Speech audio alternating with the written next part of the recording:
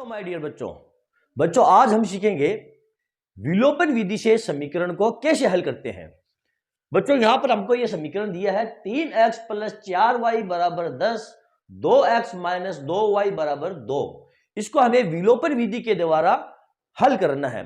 तो बच्चों सबसे पहले हम देखते हैं विलोपन विधि कहते किसे हैं। बच्चों विलोपन का मतलब होता है हटा देना, गायब कर देना। यहां पर हम देखते हैं बच्चों हमको दो चर दिए हैं x और y।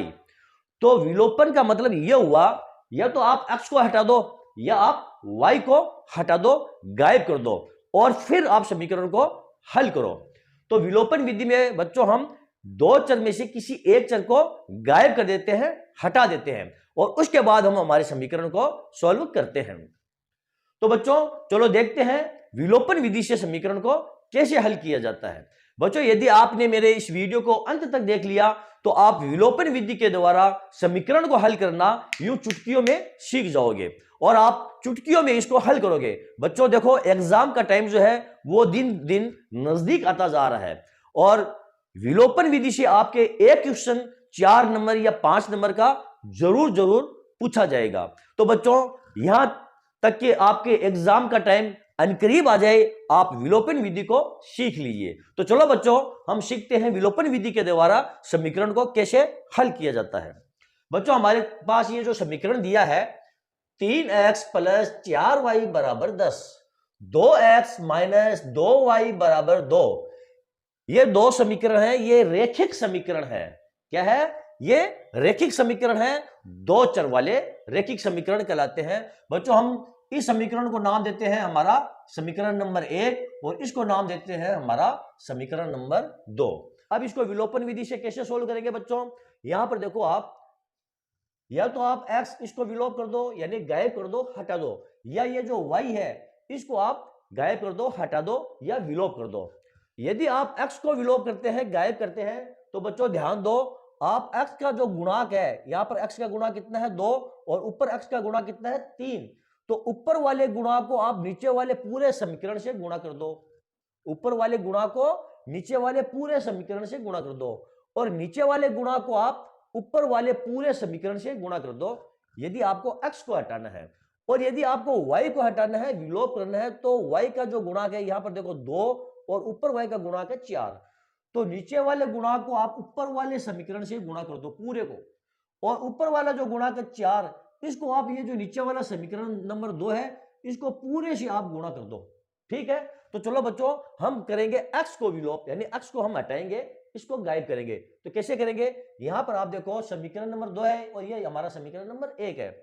तो ये जो 2x है इस 2 को हम ऊपर वाले समीकरण से करते हैं गुणा। सबसे पहले 2 को 3 से गुणा करेंगे तो कितने आ जाएंगे बच्चों? 6x। यहां पर हम लिख देंगे ये 6x, ये प्लस का चिन्ह यहां लगा देंगे। फिर इस 2 को 4 से गुणा करेंगे तो आ जाएगा 8y, ये आ गया 8y। ये बराबर का हमने यहां निशान लगा दिया।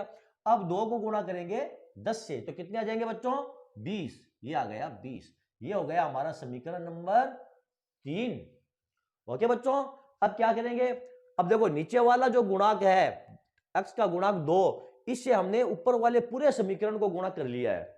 अब जो ऊपर वाला समीकरण है x का गुणांक है 3, इस 3 को हम नीचे वाले समीकरण से पूरे से हम गुणा करेंगे। तो 3 को गुणा करेंगे 2 से, कितने आ जाएंगे यहां पर? ये लो 6x, यहां माइनस का चिन्ह है तो यहां माइनस का चिन्ह लगाएंगे। फिर इस 3 को 2y से गुणा करेंगे तो आ जाएगा ये 6y, ये बराबर का चिन्ह। इस 3 को 2 से गुणा करेंगे तो आ जाएगा ये 6। ये बच्चों हमारा समीकरण नंबर 4 आ गया है।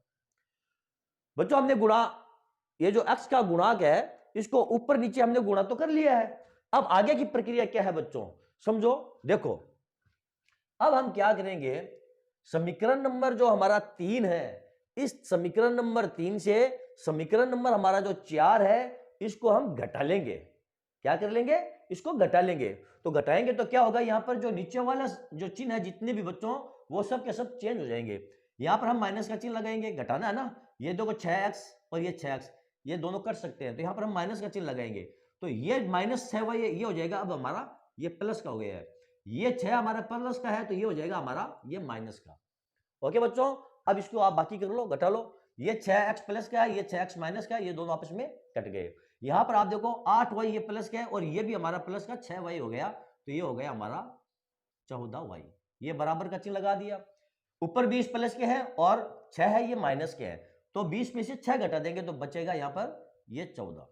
यहां पर आगे 14y बराबर ये 14 और y बराबर क्या हो जाएगा बच्चों, 14 बटे ये 14 से कट गए बराबर 1।